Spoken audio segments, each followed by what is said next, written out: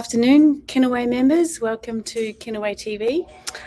Before we get going on our topic of wellbeing today, I'd like to make my acknowledgement to country. Today, our wellbeing clinician and I are coming to you from Wurundjeri country, so just like to pay my respects to elders past and present. So today we have Brendon, our wellbeing clinician, talking about happiness. So Brendon, what is happiness? Yeah, well, it's the age-old question. Look, the term happiness, and hi everyone, and thanks for joining. The term happiness captures a huge variety of positive emotional responses, and including such things as cheerfulness, serenity, optimism, and joy. And throughout history, philosophers and religious writers and poets have pondered on the meaning of happiness and how it might be achieved. More recently, scientists and psychologists and even politicians have joined the pursuit. Psychologists have found it useful to distinguish between the hedonic and eudaimonic states of happiness.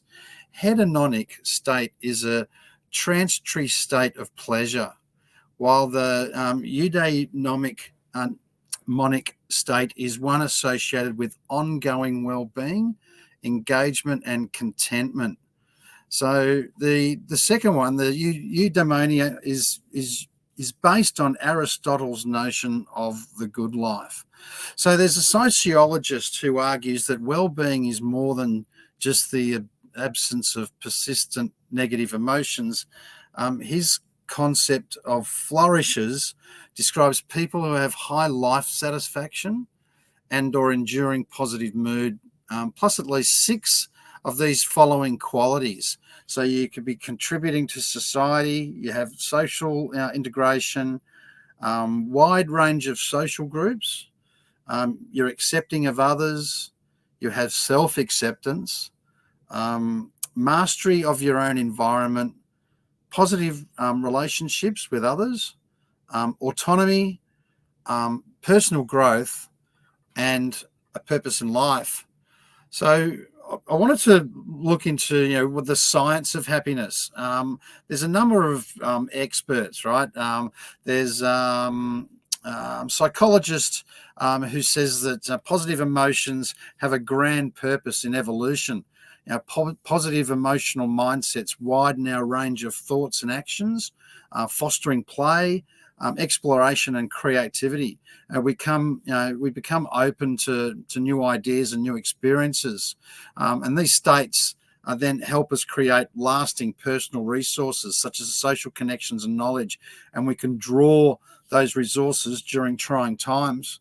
There's other neuroscientists who measured electrical activity to the prefrontal cortex area of the brain. He found that the left side is activated when people are feeling happy, and that the balance of activity between right and left moves as mood changes.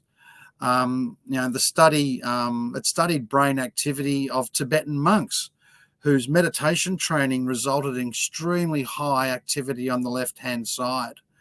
In fact, they found a Buddhist monk and one who was a translator to Dalai Lama had been dubbed the happiest man in the world. The activity in his left prefrontal cortex was the highest ever measured. But it's not just highly trained Buddhist monks who benefit from meditation. This neuroscientist gave meditation therapy to a group of highly stressed, unhappy employees with high levels of right brain activity. Meditation increased activity in the left side again, and employees felt happier and they reported renewed enthusiasm. Techniques such as meditation, relaxation, yoga, mindfulness can boost activity in the left side of your prefrontal cortex, leading to increased well-being. There's other university studies that studied the role of genes in determining satisfaction in life. They gathered information on 4,000 sets of twins and found that about 50% of one's satisfaction with life comes from genetic predisposition. However, the neuroscientists have learned that the brain is highly, plastic and can rewire and change itself in response to life experiences. So, numerous studies have shown that happiness is associated with, longer life and superior health. And in one study, monitoring 1,300 men over 10 years, found that optimists had half the rate of heart disease. And this research has shown that, happy people are better at health maintenance, such as spending more time exercising and having routine checkups.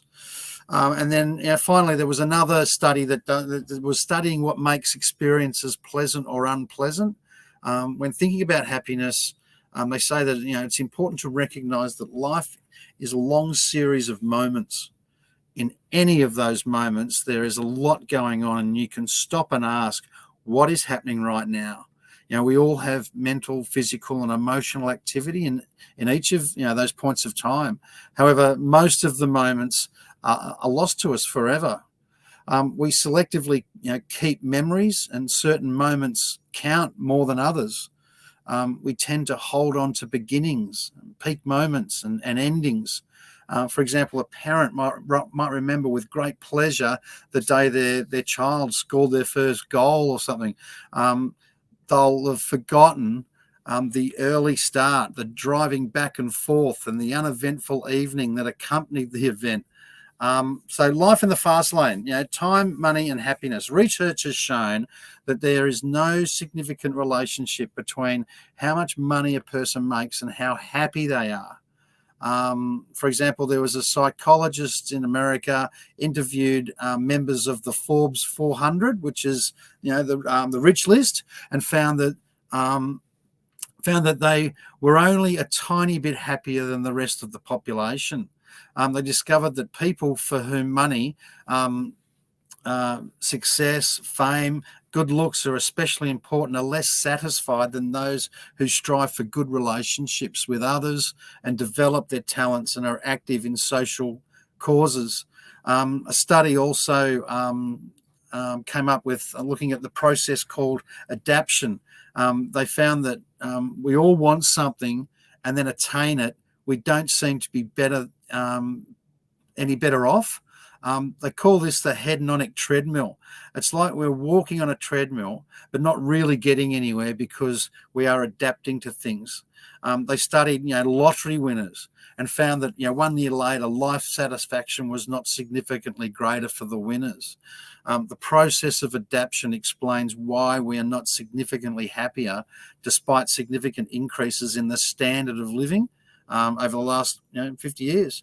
And there's another theory called the slow movement, and it's something that is backlash against the idea that faster is always better. The idea is that by slowing down, we can enjoy richer, fuller lives. It's not about rejecting modern life, but rather striking a balance between fast and slow. And that might mean making time for a hobby that slows you down, or leaving some gaps in your day rather than striving to fill every moment with activity. Set aside time where you can turn off all technology, or seeking out flexible working arrangements may also help us find balance. Some people might even more significant changes, such as changing careers or locations. There was an Australian study done that found that over 90% of people who have made those significant changes are happy with their decision to downsize their lives. In Western countries, the GDP, the gross domestic product, has gone up. Happiness levels have either stayed the same or have decreased. Are we ready for a new approach? There was a BBC poll that asked, should the government's primary objective be the greatest happiness or the greatest wealth? And the greatest happiness was chosen by 81% of the respondents. And, in the Himalayan kingdom of Bhutan, they've been measuring happiness levels in the population since 1972. They use their gross national happiness level as a basis for making policy decisions. For example, they restrict tourism in order to preserve their culture, and they banned smoking in 2004 in order to promote national well-being. Countries with high levels of income equality, like Scandinavian countries, have higher levels of well-being than countries with an unequal distribution of wealth, such as the United States. So, look, can we change our level of happiness? That study done with the twins found 60% of our life satisfaction relates to either our genetic predisposition or our life circumstances. Beyond that, they feel like it's clear that we can change our happiness levels widely, up or down. So what I wanted to finish just with a little bit of science around what is happiness, but I also, just before I left, I wanted to touch on, and by the way, when they talked about those Scandinavian countries, I just saw today on one of the news websites that the happiest country in the world was Finland. For some reason, I didn't read the article, but that's what they said, Finland. Look, one of the most common therapeutic techniques for people who just become have that feeling of being trapped in their thoughts. There's a therapy called acceptance commitment therapy, ACT or ACT, and it teaches people to accept their thoughts, reactions, and emotions without any judgment. It also trains you to commit to making changes in your environment to stop the thoughts or worries from occurring again. So ACT, or acceptance commitment therapy, is like an umbrella that covers different treatment methods under one canopy. It has 4 key components, which are mindfulness, acceptance, values-based action, and non-judgment. And the goal of ACT is to help people live more fully in the present while still maintaining their long-term goals.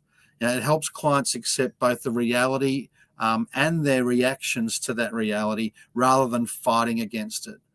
The acceptance of uncomfortable thoughts and feelings can lead to decreased emotional distress and increased happiness. So ACT helps you develop the mental skill of psychological flexibility. I first found out about it. I read a book called The Happiness Trap. And it's a really simple, easy book to read. But one of the messages that I keep thinking about is that, you don't have to be happy all the time. People aren't walking around with great big smiles on their faces 24 hours a day. We're allowed to be not unhappy, and that's where that non-judgment stuff comes into it. Don't go get hard on yourself because you're not happy, because no one walks around happy all the time.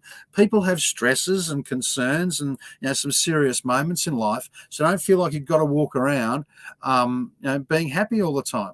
So ACT is an approach that emphasizes mindfulness, acceptance, and values. Acceptance commitment therapy is based on an idea that psychological difficulties are caused by avoidance behaviors or struggling with emotional issues in an effort to improve your mood. And what it does is it teaches people to be present in the now and see life as it happens in the present moment. It helps people to accept their moods and thoughts without trying to change them. It helps people be more aware of what we want out of life and create the meaning and purpose of our existence. It's important for individuals, particularly with depression or anxiety disorders, to practice acceptance commitment therapy so they can learn how not to avoid their feelings, but find strategies that allow them to move forward despite their feelings of pain or discomfort. And at its core, ACT, acceptance commitment therapy, is mindfulness. And it's an excellent way to attain mindfulness is to focus on one of your senses. When you connect intimately with one of your senses, it helps you immerse yourself into the present moment. For example, if you take a look around you right now and observe 5 unique things, it instantly helps you become mindful of the present moment. I could go on and on and on about acceptance commitment therapy. There's a whole heap of stuff on it.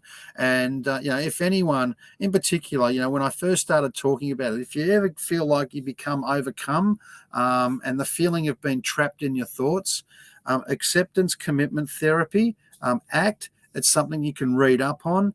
And if you're even more interested, have a look at the book, The Happiness Trap. I found it a nice, easy read. It's not big. I found it a great benefit as well. But for today on our webinar, which was the question, what is happiness? I hope we've broken down what it might be in a scientific scientific way, but also for the people who are struggling to find it and getting trapped in their thoughts, a little bit of advice on where they might be able to go and have a look into creating some psychological protection from those feelings of feeling down and when anxiety comes in, and we all do it so differently. You don't want that to become overcoming, and because what happens is that your well-being is affected and your mental health can decline, which is the last thing we want. So today's webinar, what is happiness? I hope we've given you something. Before I go, Deb, I'll just let everyone know my name is Brendon. I am the small business wellbeing clinician based here at Kinaway in the offices at Richmond. My service is for any one of the members of Kinaway, including your families and your staff. If any of you, or if you've noticed anyone that are showing signs of a declining well-being or mental health, please don't hesitate. 1-800-Kinaway is the number, and guess what? It comes straight through to this phone right here. And I'd be happy just to have a chat with anyone about anything. I'm available 9 till 5, and as you all probably know by now, this service is included as part of your membership of Kinaway. There's no charge, and more importantly, it is completely private and confidential. Thanks, Deb. Thank you. Thank you very much. Okay. See you guys.